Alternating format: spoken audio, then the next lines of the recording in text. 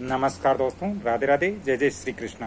प्रिय मित्रों, वास्तुशास्त्र और विज्ञान दोनों के अनुसार ही घर की हर दिशा की अपनी एक ऊर्जाएं होती है। जैसे मित्रों, ईशान कोण की ऊर्जा को ब्रह्म तत्व से संबंधित रहती है, ब्रह्म तत्व के स्वरूप पर रहती हैं। ऐसे ही हमारे घर के दक्षिण पश्चिम का जो डायरेक्शन है, दक्षिण पश्चिम की जो दिशा है, वो स्थायित्व की और संबंधों की दिशा होती हैं। दोस्तों, वास्तु केवल एक दीवार या फिर एक दिशा की बात नहीं होती है। दोस्तों, वास्तु हमारे जीवन की ऊर्जा का संतुलन होता है। जब ये असंतुलित हो जाता है तो घर के हर कोने में हमें संकट उत्पन्न होता है, घर के हर कोने से हमें संकट प्राप्त होता है। दोस्तों, आगे की जानकारी आप पूर्ण लीजिए, आपको समझ में आएगी हर एक चीज।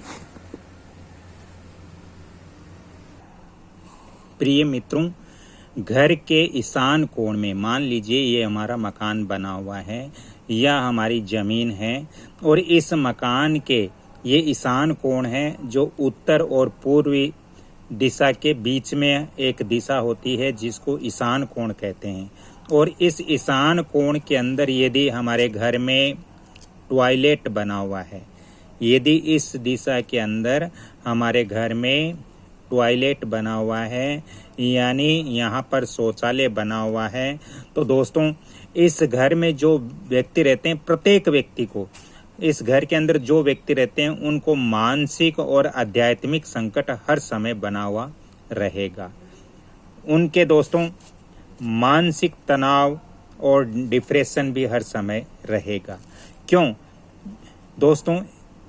अगर यहाँ पर शौचालय बना हुआ है या टॉयलेट बना हुआ है ईशान कोण के अंदर, तो व्यक्ति को नींद कम आएगी, बेचैनी रहेगी और व्यक्ति भयभीत सा प्रतीत होगा।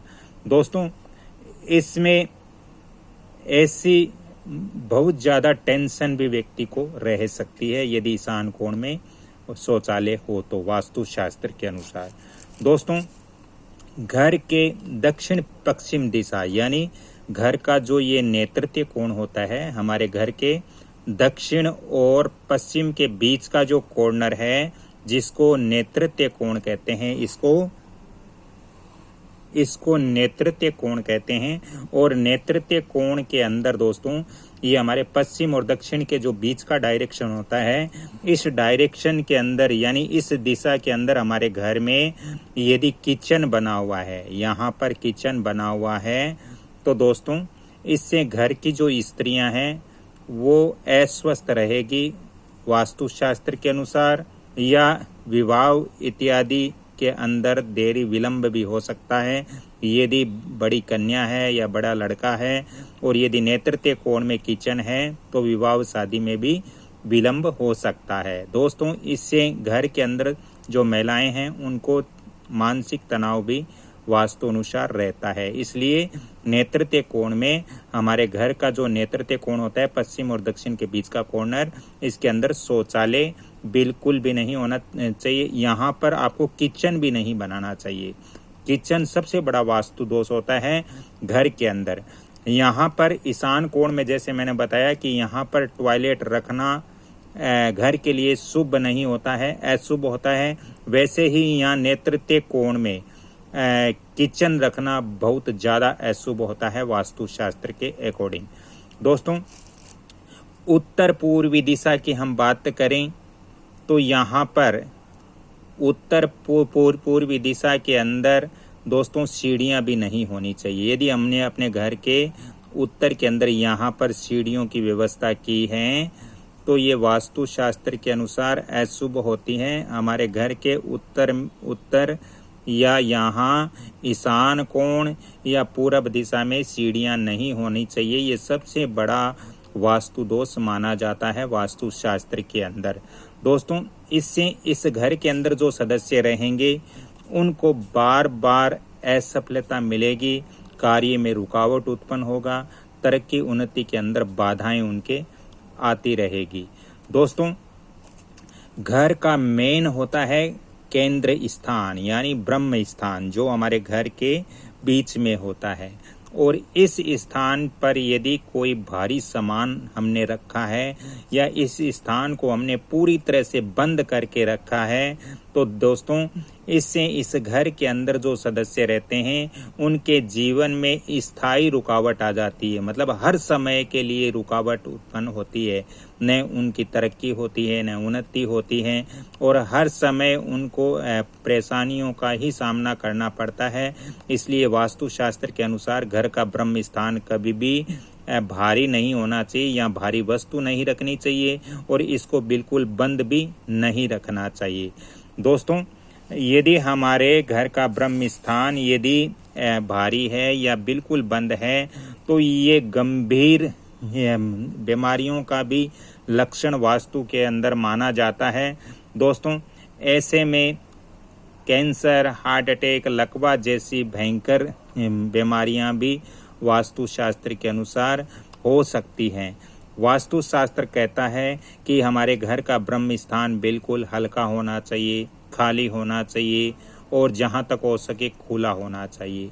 यदि ब्रह्म स्थान में किसी प्रकार का वास्तु दोष है तो उसको तुरंत दूर करना चाहिए। दोस्तों वास्तुशास्त्र के अनुसार यदि हमारे घर के ईशान कोण के अंदर, जैसे मैंने बताया है कि यहाँ पर यदि टॉयलेट बना हुआ है या यहाँ पर किचन बना हुआ है, तो जो घर के बच्चे हैं उनकी पढ़ाई भी डिस्टर्ब होगी, पढ़ाई के अंदर भी उनका मन नहीं लगेगा और उनके भविष्य में भी बाधाएं उत्पन्न हो सकती है। इसलिए ईशान कोण के अंदर बिल्कुल भी हमें वास्तुशास्त्र के अनुसार टॉयलेट या फिर सीढ़ियाँ यहाँ पर नहीं देनी चाहिए, नहीं रखनी चाहिए। इससे बच्चों में एकाग्रता की कमी आती है और बच्चों के करियर में भी बाधाएं उत्पन्न होती हैं वास्तुशास्त्र के अनुसार। दोस्तों यदि हमारे घर के नैऋत्य कोण में भी वास्तु दोष हो, ब्रह्म स्थान में भी वास्तु दोष हो और ईशान कोण के अंदर भी वास्तु दोष हो, तीनों दिशाओं में यदि बड़े वास्तु दोष हो तो दोस्तों ये अकाल मृत्यु का कारण भी वास्तुशास्त्र के अनुसार हो सकता है। तो इनका उपाय आपको जरूर करवाना चाहिए। दोस्तों वास्तुशास्त्र के अनुसार यदि हमारे घर के आग्नेय कोण में यहाँ पर यदि जल रखा है, हमने यहाँ पे बोरिंग, ट्यूबवेल, हेडपंप इत्यादि करा के रखा है, तो ये हमारे जो घर के अंदर संतान होती है उसको दिक्कत हो सकती है। साथ ही घर के अंदर लड़ाई झगड़े या कलह कलेश या फिर व्यापार के अंदर नुकसान इत्यादि हो सकते हैं। इसलिए वास्तुशास्त्र के अनुसार आग्नेय कोण में कभी भी हमें ट्यूबवेल, हेडपंप, बोरिंग इत्यादि जल के जो भी उपकरण हैं यहाँ पर नहीं रखना चाहिए। दोस्तों वास्तुशास्त्र केवल एक दीवार या केवल एक दिशा देखकर ही हमें नहीं देखना चाहिए। ये हमारे जीवन की ऊर्जा का संतुलन होता है। जब ये हमारे जीवन में असंतुलित होता है तब हमारे घर के अंदर हमें परेशान करते हैं। दोस्तों वास्तुशास्त्र के अनुसार हमें अपने मकान का निर्माण करना चाहिए।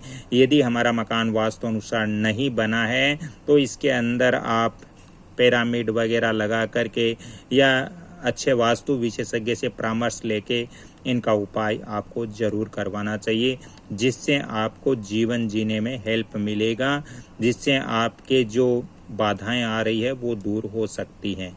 वास्तु नियमों को जरूर फॉलो करें, इससे हम सब का बेनिफिट होता है, हम सबको इससे लाभ होता है।